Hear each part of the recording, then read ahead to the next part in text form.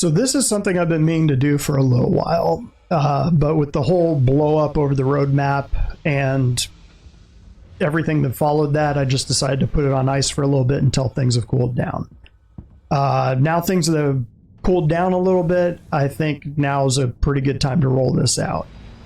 So first, a little history. So back in days of yours when we were stuck in a drought between the patches of 2.6 and 3.0, when CIG was just figuring out that they could actually pull off Planet Tech much faster than they thought, and were shifting the whole project to account for that, they had just rolled out the first iteration of the roadmap.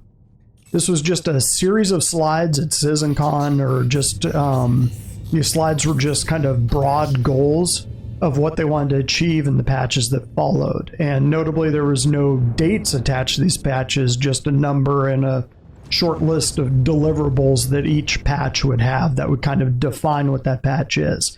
And this is actually what is defined for a lot of the older backers, that 4.0 will be when we're able to go to a new system. It comes from these old slides from 2016.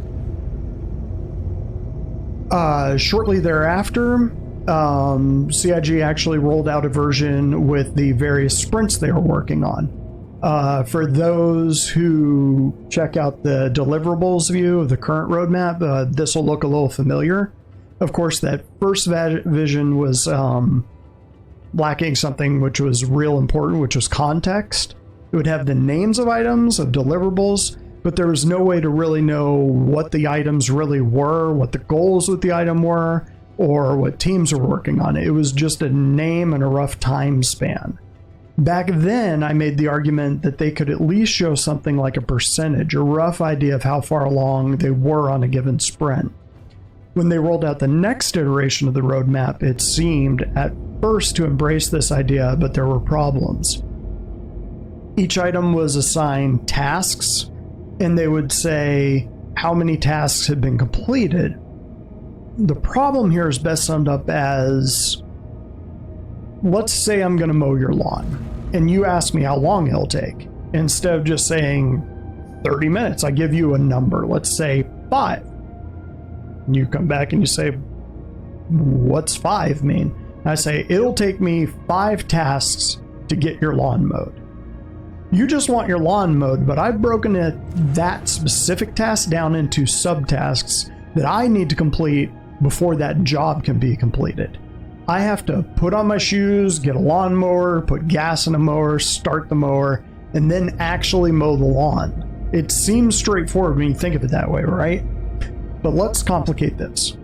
What if I don't have shoes? What if I tell you that the existing lawnmower won't cut the grass to my or your satisfaction? What if I told you that I could build something mind-blowing that is way better than a lawnmower, but I had to do it from scratch? And then I come back to you 10 years later with something that hovers via sci-fi magic and cuts the grass firing rainbow lasers. And it does this all automatically every time the grass reaches a certain height. And every week I show you more and more of this lawnmower and tell you how cool it'll be when it's finished. So that's cool and all, but you just wanted the lawn mowed, right? You have to admit that what I came up with was cool and will be better in the long run. But during the wait, your damn lawn turned into a jungle. Or you just moved somewhere else, somewhere with a nice mowed lawn, right? So what am I saying? CIG, with some of these deliverables, is trying to reinvent the lawnmower. And sometimes that's amazing, and sometimes just a plain lawnmower would have been better. And we don't really know what we're going to get, but it sure looks and sounds like it'll be cool. There's no denying that. Back to the roadmap, CIG is trying to show us how they're building this thing. Granted, these things are getting muddied, but that's kind of the nature of the beast when it comes to agile development. So in agile, you have a series of sprints, which you can think of as explorations. They have a set goal and a set time, typically 2 weeks, but not always. And you go through the sprint and you see if you can do the thing. Often you hit roadblocks or realize you need some other piece of tech before that sprint can be completed. And that's part of that exploration. Using the lawnmower example, if you don't have shoes, you're going to have to get some or make some first. The problem with this iteration of the roadmap was that the tasks were such an arbitrary measurement, especially with no context. It was hard to tell what kind of progress was actually being made. One task, like putting on your shoes, might take a couple days, while building the lawnmower from scratch might take a few years. So 4 out of 5 tasks might look like the deliverable was 80% complete, but that last 20% was going to take years to complete, whereas the first part had only taken a couple days. Adding to the confusion, CIG went with quarterly deliverables. I think this is where they really went wrong. With the long drought between 2.6 and 3.0, this wasn't without reason, but it now puts CIG in the awkward place of having to say, this deliverable, this date. If you follow other alpha projects or have been involved in development yourself, you know how unusual this is, especially for a public-facing document. I said at the time that it would get them in trouble on their old forums.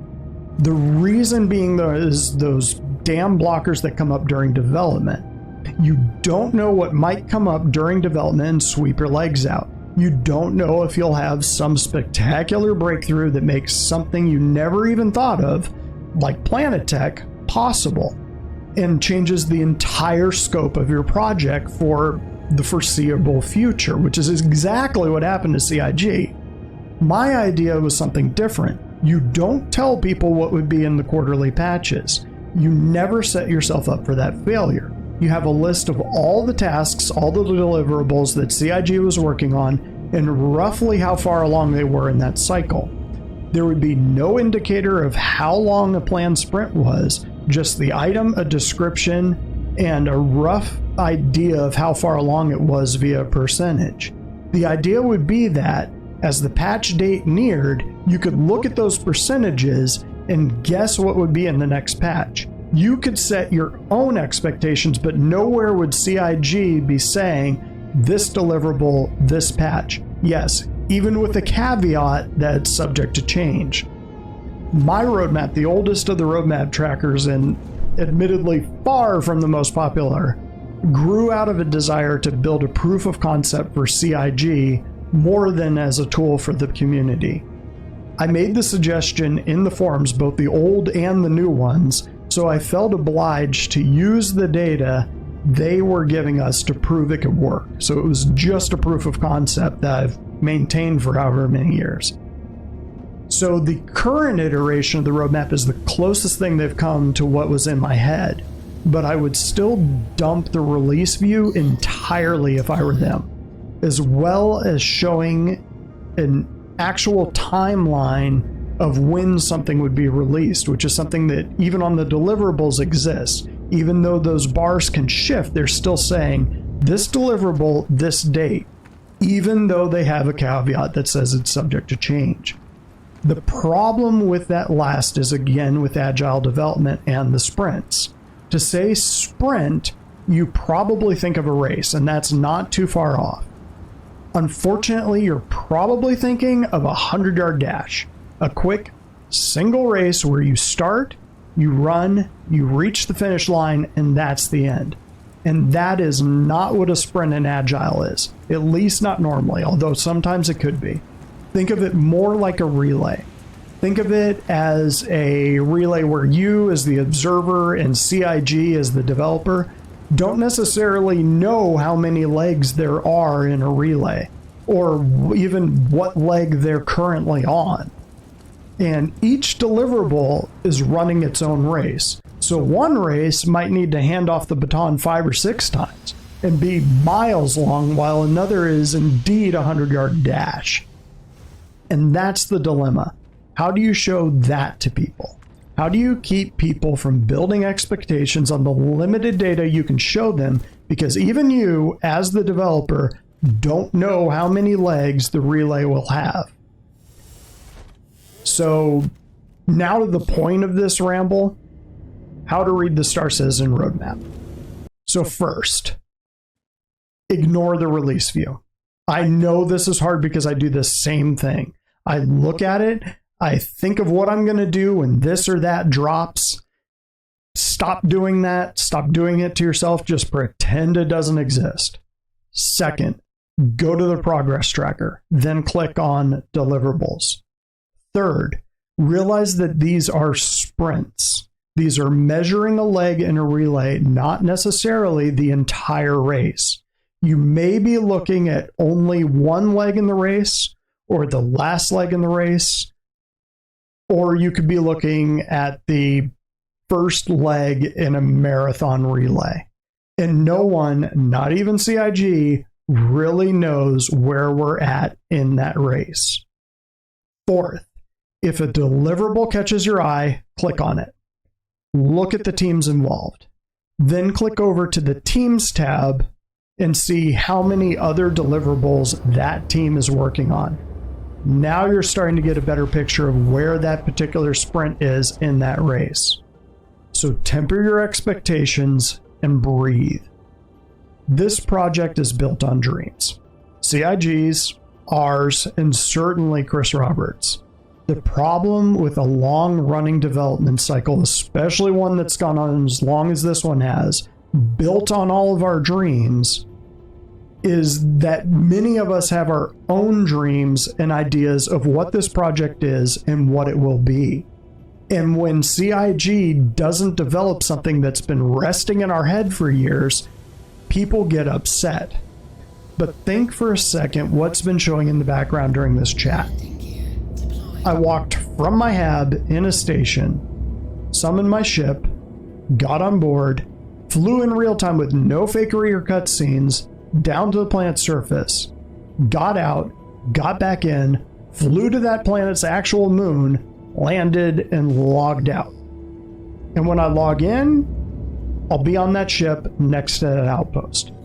That's the kind of thing CIG has given us. They've given me the game I dreamed of since the first Wing Commander. The game I actually tried to make and failed miserably at in 1999. It may not always be quick. It may not always make sense. God knows CIG has some issues with communication, but they're getting there. This is the dream, and this is why I backed this project. And this is why I backed specifically Chris Roberts. And I still back this project. Is it perfect? Would I change things if I ran the zoo? Yeah, sure. But when what they've created and what they're creating is incredible. And sometimes we can lose sight of that when we're down in the day-to-day minutia of the project, of the roadmap, when months roll away to years. We're getting there. See me next time.